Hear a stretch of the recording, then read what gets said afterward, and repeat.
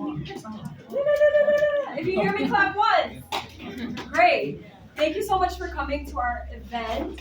Osama, where are you? Great, amazing. This is our team.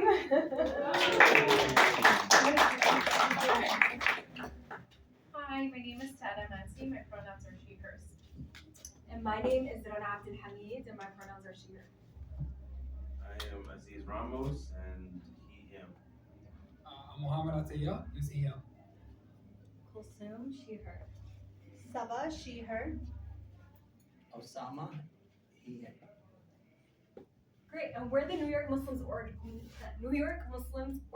Collective. Has anybody ever heard of that? Great, raise your hand if you've heard of it. Yay! Thank you so much. Okay. Two people. So New York Muslims Organizing started almost 9 months ago as a collective that is focused on building power for Muslims in New York City.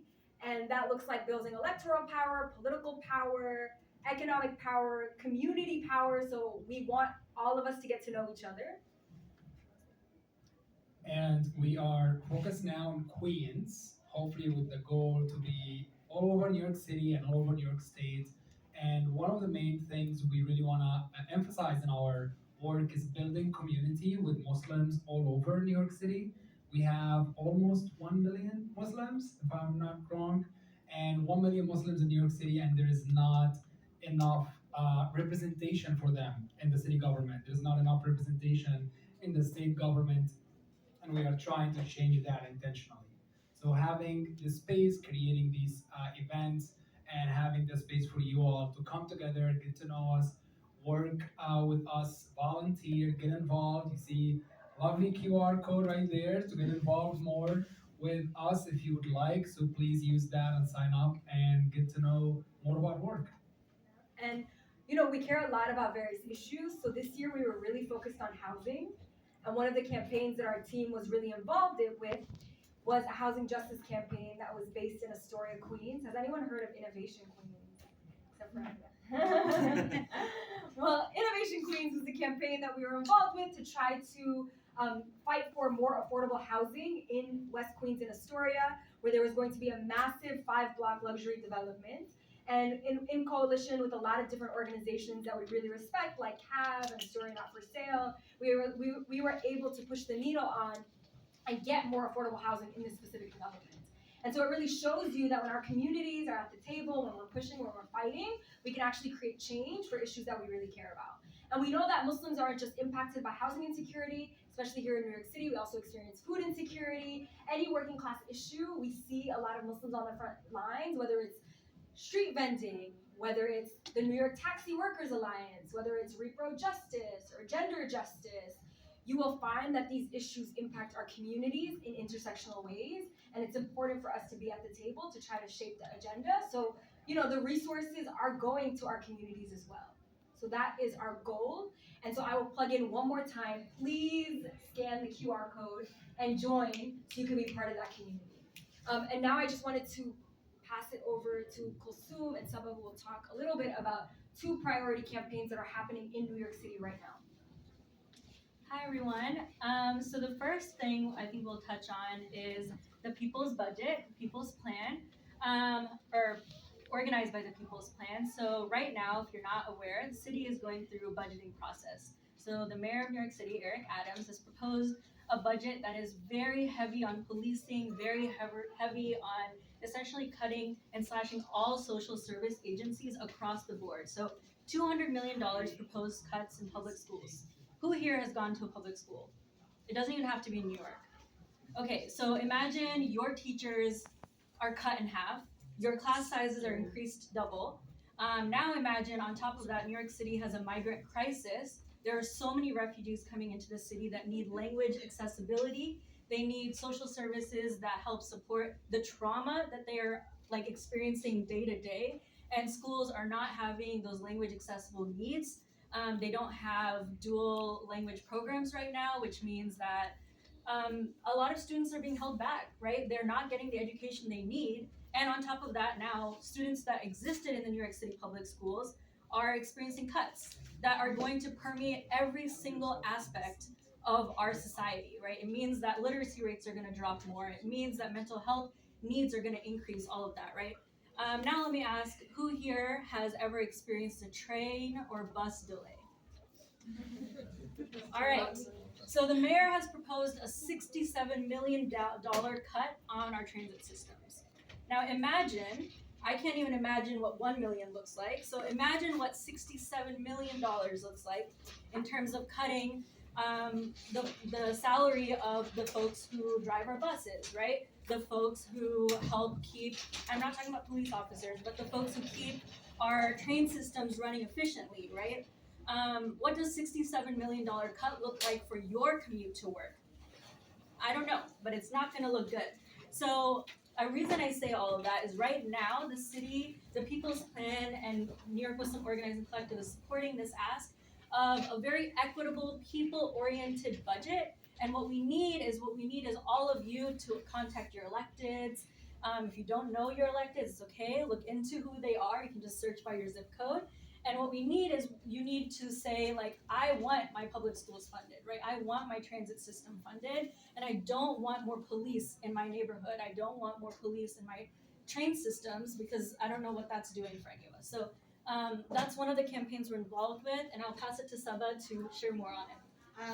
And so, along with the cuts in like the public school system at the elementary high school level, he also cut funding for CUNY, which is basically, is everybody familiar with CUNY? Like, so it won't let people have professors, libraries, services that these schools provide to people of color. So the public college system in New York is the easiest access to education. It's the cheapest, it's the most well-rounded, it's where people get actual one-on-one time with professors, where at private schools you sometimes are like 1,000 people in a class. And so he's cutting that. He's cutting services to libraries. He's cutting service to universal pre-K, which is all like safe places for our community to experience, where people who have parents who work, like after school, I went to the library as a kid. It was like library, story hour, summer camp. It's all those things. And so if you go to the peopleplan.nyc, you can actually fill out an email to your elected and the mayor and let him know. And also, you'll see in your neighborhoods, has anybody seen anybody on the corner at like a farmer's market or on like near the subway with clipboards lately? It's petitioning season in New York. Does anybody know what petitioning season is? So everybody who runs for city council has to get 492 signatures to get on the ballot to actually run. So they collect 900 to make sure that they have at least 492 valid ones. And if you are a registered Democrat, a registered Republican, a registered Working Families Party member, you can sign their petition. It doesn't necessarily have to be that district. And so we want electeds on the ballot that don't just come to us when it's voting day and be like, please vote for me. We want an elected that actually comes and listens to our community's needs. And so if anybody wants to get involved with petitioning or wants to know more about petitioning, let us know. If you have a city council member that you've gone with an issue and they haven't listened to you or helped you, see who else is running. And so we would like you to get involved. So, who's next? Great. So now you guys get to have fun. And so obviously there's karaoke, so we really hope that some of you have the courage and strength and joy in your hearts to make us all cringe with your to sing melodically to all of us in front of this room by inserting song name parentheses karaoke parentheses in the search box. And therefore, you will have a karaoke song. And so that is exactly how you use our innovative karaoke machine. And then obviously there's games scattered throughout the room. There's actually someone who invented a game. Muna, raise your hand. Where are you? Great. Muna invented a whole game and brought the game. And so if you want to learn more about that, feel free to ask her. And then we're plugging in 2 events that are upcoming that we're hosting that we're super. One of them. Okay, 2 events that we're super excited about. The first event is next weekend. It's the National Muslim Women's Summit. Raise your hand if you've signed up. Yay! Great. So the National Muslim Women's Summit is a summit that we host every single year. It's the 6th year that it's being hosted. The speaker, the keynote is Congresswoman Rashida Tlaib, which we're super excited about. It's going to be at the Queen's Museum. If you're interested in signing up, you could go to your phone right now and put in bit.ly/, nobody's doing it, so it's okay. Great. Oh, one person is doing it. Okay, great. Thank you. I appreciate that. You can also find it on our Instagram. You can find it on our Insta, but So I'll what's just it, go bit.ly, what? bit.ly/NMWS 2023. And then also we're hosting an iftar. Yay! It's Ramadan! Yes! The best time of the year. It's free. We're not gonna ask you for any money. Isn't that beautiful? Like there's so many fundraisers. This one is not a fundraiser. It's a family night. It's a friends night. Just come through if you want to come to Queens, which is the best borough in America. You should come. And it's gonna be at 6:30 p.m. at Masjid Ikhlas. It will be on our Instagram. So we hope that you show up. And then the last thing is that this is a fundraiser. So no, it's not. But if you want to chip in, like a lot of our team is, first of all, we're all volunteers, and we love this community so much. And everybody pitched in from their own resources to make this event happen. Unfortunately, pizza does not grow on trees. I wish it did. So if you're willing to Venmo us some money, that would be great. It could be $5. And it would actually, if every single person in this room Venmoed us $5, we would cover the cost. So if you're able to do that, there's QR codes around the room, and we would really greatly appreciate it. And it will help us to create future programming. Because then we won't go broke. Because even this space is not free. But yes, so if you could, please. But not required, but highly suggested. So we can do it again. And there's food in the back. Oh yeah, it's all There's halal. pizza, it's all halal. Enjoy. Does anybody have any questions? Never seen it. How do you know each other? Oh. I run for office. So Rana ran for office, and when I moved to New York, somebody was like, "Oh, Rana is running for office, and you gotta check her out." And so I signed up, volunteered, and that's how I met a lot of people. I think all of us met there and other facts of life. Technically. Our fathers are friends. Since we were But we didn't meet until she ran for office. Yeah, That's what it takes. yeah. Just one running for office creates. the movement.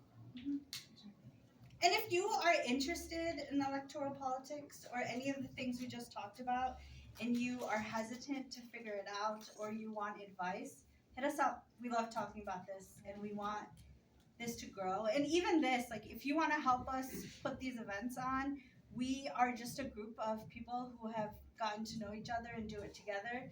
We would love more volunteers. That's how the movement grows.